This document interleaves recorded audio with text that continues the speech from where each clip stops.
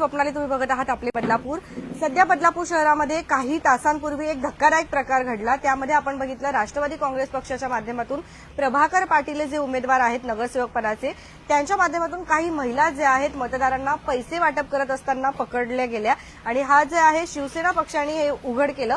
नेमकं काय आहे संपूर्ण प्रकार ते आपण बघितलं आहे, परंतु त्यानंतर प्रभाकर पाटील यांनी शिवसेनेवरती उलटे आरोप केलेले आहेत की हे सर्व काही षडयंत्र होतं जे त्यांना फसवण्यासाठी केले गेलं। तुकाराम म्हात्रे सर आपल्या सोबत असणार आहे, जाणून घेऊया नेमकं काय म्हणणं आहे। बघा, विरोधकांच्या पायाखालची वाळू पहिल्यापासून घसरली। हा वार्ड क्रमांक एक संवेदनशील वार्ड क्रमांक आहे। अतिशय इथे सुशिक्षित लोक राहतात आणि इथे इथल्या लोकांचं आमच्या जनतेवर प्रेम आहे। आम्ही तर लोकांना सांगितलंय आमचं कार्य जर पसंत असेल तरच आम्हाला मतदान करा, अन्यथा आम्हाला मतदान करू नका, असं छातीठोक आम्ही प्रत्येक भाषणात आमच्या मतदारांना सांगितलंय। प्रभाकर पाटील येत ना, अगदी तुम्हाला सांगू ना, रस्त्यावरची कोंबडी असते ना त्याच्या प्रकारे उकिरड्यावर हे करते ना, तसं त्याचं कार्य शून्य आहे आणि फक्त जिथे तिथे रस्त्यात भेटेल तिथे लोकांना शिव्यागाळ करण्याचंच काम करतो तो, बाकी त्याच्याकडे काही नाहीये। दादा, तुम्ही त्यांना नंगेहात पकडलं आहे असं आपल्याला तुम्ही व्हिडिओ देखील दाखवले, पण तरी पण त्यांचे आरोप आहेत की हे सर्व षडयंत्र तुमचं होतं आणि त्या ज्या बाया होत्या ज्यांना पैसे देताना तुम्ही पकडलं, त्यांचं म्हणणं आहे की ते पण त्यांना कोणालाच ओळखत नाही, काहीच माहित नाही असं। त्या बायांची मूर्ख आहे जी चौधरी बाई आहे, सुनीता चौधरी, त्यांच्याबरोबर 6 बायकांची टीम आहे आणि ज्या 2 महिला आम्ही पकडल्या ज्यांचा व्हिडिओ घेतला पनवेलकर राईट्स मध्ये, त्या 2 महिलांना तुम्ही आणि त्यांना पोलीस स्टेशनला बोलवणारच। आता त्यांच्यावर ज्यावेळेस कारवाई होईल तेव्हा नक्की त्यांना कळेल की बाबा तुम्ही जे आमच्यावर खोटे आरोप लावले, अरे खोटे नाही, तुमचं नाव घेतलं। बरं, तुमचं नाव नाही घेतलं, प्रभाकर पाटीलला तिथे यायची गरज काय होती? तुम्ही पैसे वाटायला महिला पाठवल्या नाही तर तुम्ही, तुमचा भाऊ, तुमची टीम सगळे फौज कारवाई घेऊन त्या ठिकाणी आमच्या कार्यकर्त्यांना तुम्ही हमरीतुमरी केली। तिथं त्या महिलांना तुम्ही उचकून हातातून हिसकून घेऊन गेला, वरून म्हणतो अरे महिलांना हात लावल्या महिलांना। अहो, त्या महिला पण आमच्या आई बहिणी आहेत। आम्ही त्यांना सांगितलं ताई तुम्ही गाडीत बसा, चला ही पैशाची बॅग निवडणूक आयोगाला सांगितली घ्या सोबत, जाऊया आपण पोलीस स्टेशनला। तेवढ्यात त्यांच्या कार्यकर्ते आले आणि त्या महिलांना इकडून तिकडून पलवापलव केली। त्यांचे असे देखील आरोप आहेत की तुमचे जे कार्यकर्ते आहेत ज्या वेळेला त्यांच्या महिला प्रचारासाठी जातात तेव्हा तुमचे कार्यकर्ते बाईक घेऊन जे आहे त्यांच्या मागे लागतात आणि त्यांना त्रास देतात। ही घाणेरडी सवय पूर्वीपासून त्याला आहे, आम्हाला नाही। त्याने आमच्या कुठल्याही कार्यकर्त्याचं नाव घेऊन दाखवावं, ही त्यांच्या घाणेरडी सवय।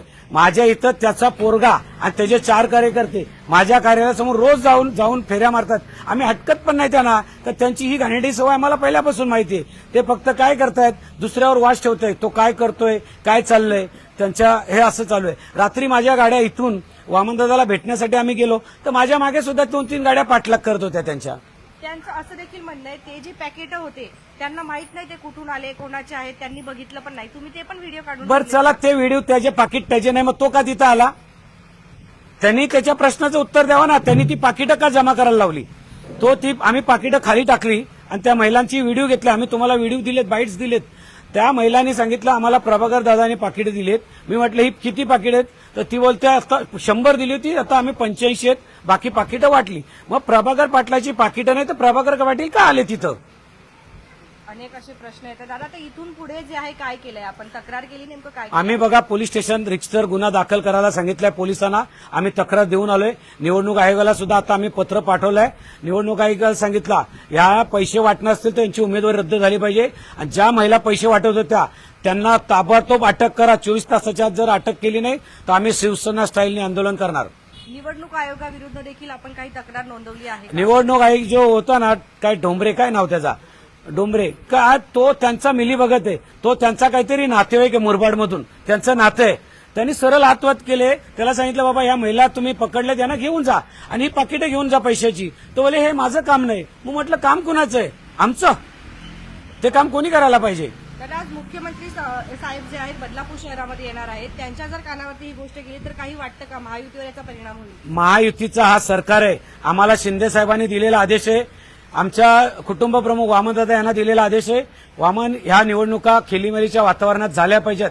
वामनदादांनी आम्हाला आदेश दिलाय की आपण कुठेही वादविवाद न करता आपण संयमाने ही निवडणूक लढवायची आहे, सगळं कार्यकर्त्यांना असा आदेश दिलेला आहे, तरी सुद्धा आम्ही आमच्या संयमाने आमचं काम करत असताना हे लोक जर अशा पद्धतीने काम करत असेल तर यांना आम्ही पैशाची पाकिटं पकडताना निवडणूक आयोग जर यांच्यावर कारवाई करणार नाही आणि मुख्यमंत्र्यांनी तर आज बोललं पाहिजे याच्यावर की बाबा तुम्ही जर पैशाचाच वाटप करणार असाल तर त्या पद्धतीने आम्ही सुद्धा निवडणुका लढवू, फक्त तुम्ही त्यांना आदेश द्या तुमच्या कार्यकर्त्यांना का पैसे वाटूनच निवडणुका लढवायचे आहेत. तुम्ही असा आज जाहीर भाषणात मुख्यमंत्र्यांना प्रश्न विचारा. हाणामारी झाली होती, त्याचा व्हिडिओज पण आपण बघितले, तर ही हाणामारी नक्की कुणी सुरुवात केली होती? प्रभाकर पाटीलचा भाऊ सोंट्या आणि चकट्या आणि त्याचे कार्यकर्ते आले, आमच्या कार्यकर्त्यांवर धावून गेले, माझ्या अंगावर सुद्धा धावून गेले. मी त्याला धक्का मारून साईडला केला. हाणामारीचा विषय नव्हता. त्यांनी जेव्हा त्या महिला पळवून नेल्या पैसे वाटणाऱ्या, तेव्हा आमच्या कार्यकर्त्यांनी त्या महिलांना अडवायचा प्रयत्न केला, तेव्हा त्यांनी ते धमदाटी करण्याचं काम केलं.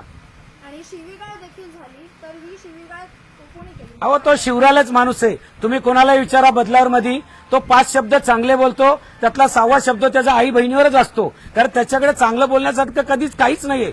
तो अर्ध काय बोलतो ना ते सुद्धा तुम्हाला पण कळतं की नाही पत्रकारांना, मला माहित नाहीये, ते तुम्ही विचारा त्यांना. नेमकं आता काय होणार आहे ते बघणं गरजेचं ठरणार आहे. आता यांनी जे आहेत तुकाराम दादा म्हात्रे शिवसेना पक्षाच्या माध्यमातून पोलीस स्टेशनमध्ये तक्रार देखील केलेली आहे. मात्र तर निवडणूक आयोग असू द्या नाहीतर राष्ट्रवादी काँग्रेस पक्षाचे प्रभाकर पाटील यांच्यावर कारवाई होईल का हे बघणं गरजेचं आहे. बघत रहा आपले बदलापूर. स्वप्नालीसह धन्यवाद.